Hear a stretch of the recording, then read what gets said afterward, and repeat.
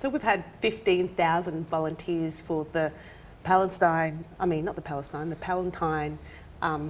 thing already. So you can just imagine the organisational issues that are starting to happen. Oh, I know exactly how you feel. I mean, I've got the same type of issues.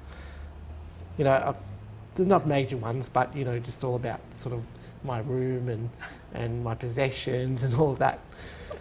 You know, sometimes I think that I should probably get one of those posters that says something like, sooner or later, one of these days I'm going to get all good, you know what I mean. Yeah. Travis, I don't think I've ever met anyone like you before. Oh, I can believe that. So, where do you live? Oh yeah, upstate. Yeah, nothing flash, just, you know, an old joint kind of thing. So. Okay, and so why did you decide to drive a taxi at night?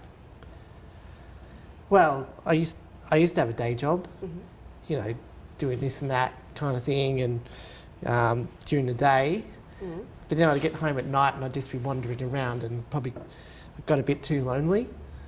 So I thought, I'll just start working nights. Okay. You know? It's good for you to, it's no good being lonely. No. Well, I'm looking forward to having a bit of a alone time when this job's finished. Ah. Well, you do, when you're a cab driver, I guess, you get to meet a lot of people. You know, Yeah. It's good for you. Okay, what kind of people? Just people, you know, just regular people. I had a dead guy once. Really? Yeah, well, he got shot, and I didn't know it at the time, but he just crawled into the back seat. He's like, "Where's 45th Street?" And then he just conked out. So what did you do? Oh, well, first thing, I turned off the meter because I knew it wasn't going to get paid. And then I just drove him to the cop shop and they took him. That's really something. Yeah, well, I guess you get to meet lots of, you know, interesting people in the cab. Yeah, you see so many different types. I guess there's, you know, you get the types who they're too tight to, you know, book a hotel room. Or they're just there, you know, to get a shot, you know, to shoot up, you know, or they just want to embarrass you or something. You know, when you're a cab driver, it's just like you're not even anyone. They don't even notice who you are. You're no one. Oh, come on, Travis, it's not that bad. I always take taxis. Yeah, I know. I could have picked you up once. Hmm? Yeah, it was pretty late one night, probably about 3 a.m. at the plaza. 3 a.m. Don't think so. No, it was definitely you. Well, You had all these manila folders, and then you had a pink bag from Saks.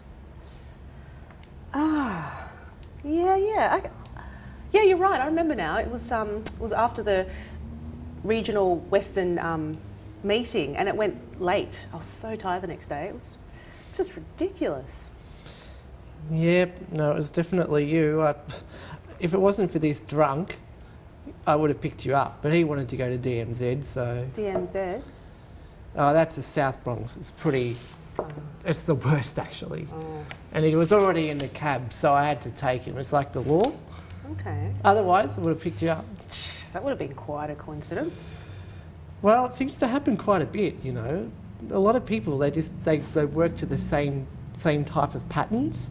So cab drivers usually pick up the same fares all the time. Oh, I don't go to the plaza every night. Oh no, I wasn't. I didn't mean you. I just meant regular people, you know. Okay. But one of my mates, Doughboy, right? He met his wife that way because they got talking this day once, and she said, I usually get the bus home. Yeah. So the next day, he just started picking her up from the bus stop, turned off the meter, and drove her home. Oh, that's really romantic. So you would have had some interesting fares, like any famous people or politicians, or have you delivered any babies yet? Babies? Yeah. I don't think I have. Yeah. But I'll tell you something, I have had a famous person in the cab. Oh, yeah? This guy who makes the lasers.